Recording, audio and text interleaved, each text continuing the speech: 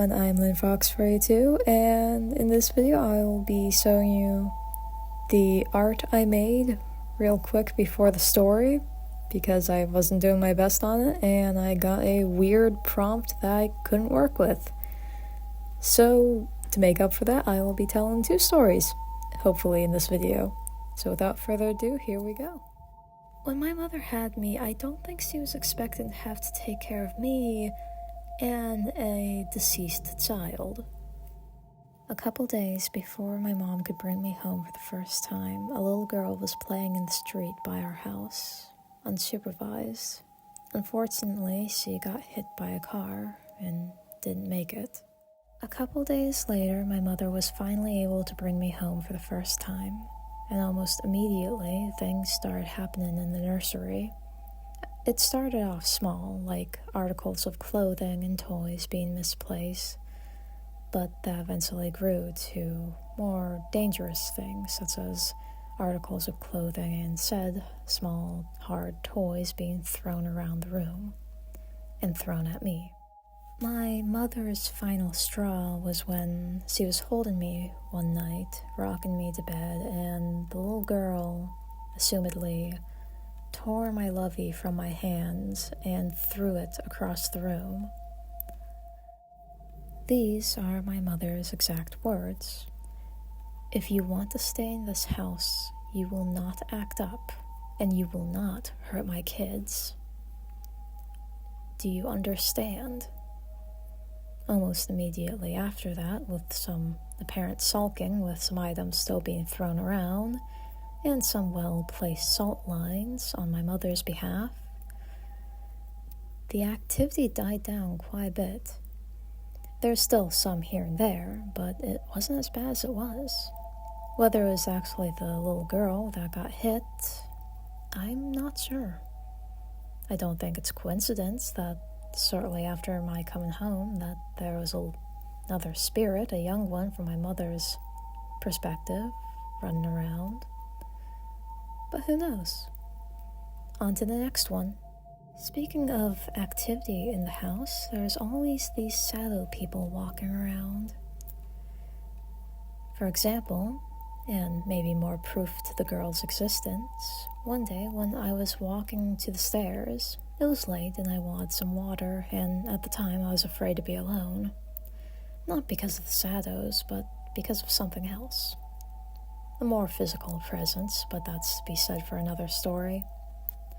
My father was coming with me at the time, and as we hit the stairs on our way down, I saw the silhouette of a little girl playing with my ball. Now I was outside, and me, my father, my brother, and my mother were the only ones in the house at the time.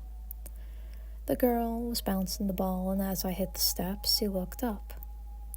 Mind you, there was no girl actually there, it was all just a silhouette. But after she saw me, she threw the ball. It rolled across to the stairway where I could see it, and I heard my father say something and run, leaving me there to wonder why he was so afraid of a little girl. It wasn't the first time I had seen her, though, nor was it the first time my mother or father had. My brother never saw these things, but he never paid attention. And as for me and my mom, it was like having roommates. They were all so interesting. My father was terrified of them, though.